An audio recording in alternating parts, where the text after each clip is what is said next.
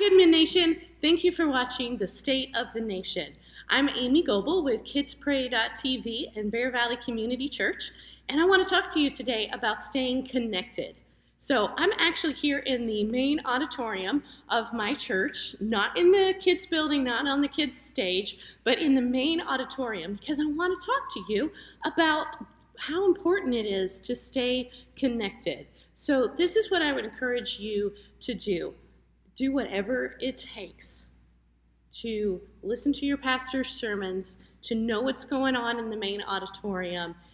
Everything that they are experiencing, I realize, and I know firsthand, because I'm a kids pastor just like you, have been for 14 years, and I know how hard it is to make that connection.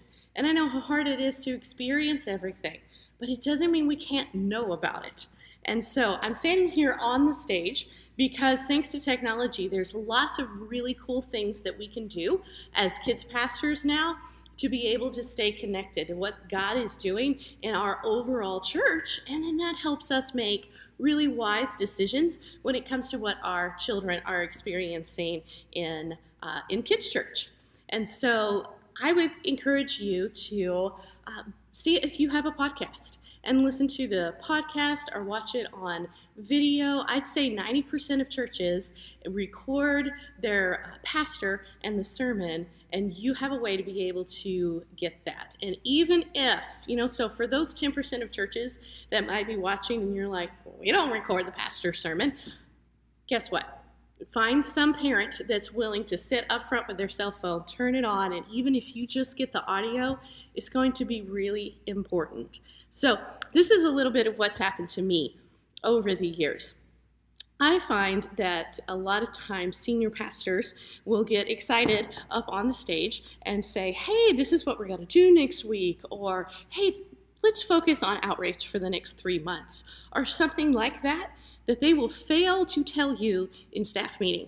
I mean, raise your hand if you have ever experienced that, because it happens all the time. So guys, it's on us to make sure that we're getting the information we need for the kids ministry to be successful. And I think it could be as easy, just one little thing that you could do this week is start listening. If you're not in the service, start listening to your pastor's sermons and make an effort to listen to that.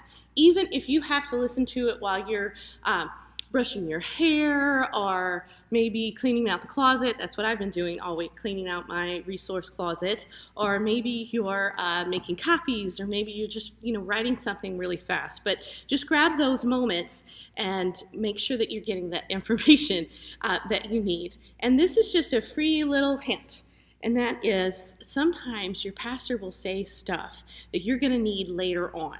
And so if you're willing to listen to those sermons and listen to what they are saying right now, so for instance, if they say, okay, we're going to focus on outreach for the next 3 months, and they tell the whole church that, well, that awesome outreach event that you've been wanting to do, and they keep saying no, no, no, well, hey, so now the next time you have your staff meeting, you can come in and say, hey, I'd like to do X, Y, Z, and I know it's important to you because you said we're focusing on outreach for the next 3 months.